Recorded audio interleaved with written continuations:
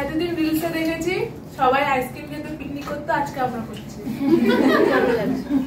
খুব ভালো লাগছে। আর এখানে যে বসে আছে এখনো পর্যন্ত ভাবতে পারছে না, মনে হচ্ছে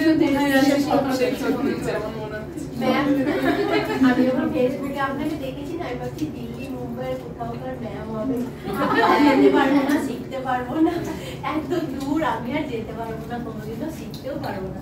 আর আমার সবথেকে বেশি কি ভালো লেগেছে, আমি আমার রিলস মানে পাগল, আমি একটু সেগুলো দেখে আরো বেশি করে ভালো লেগেছে মনে হচ্ছে আমার। আর পেজের মানে একটা যে পেজের এত ফলোয়ার্স, আমি কোনো কিছু আর দেখিনি। ওই প্রথমে এসছে, ও প্রথমে কন্ট্যাক্ট করেছে স্যারের সাথে, ব্যাস ওইটুকু। তারপরে গ্রুপে দেখছি ফলোয়ার্স বেশি না, হবে না।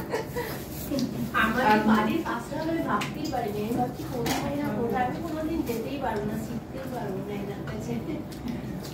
আর আমি মোবাইলে দেখেছি মানে আপনার সামনে আমি আসতে পারবো আপনার কাছে, এটা আমি মানে ভাবতে পারছি। এখনো কিন্তু ইমোশনাল হয়ে চোখে জল চলে আসছে কথা বলছি, খুব নরম।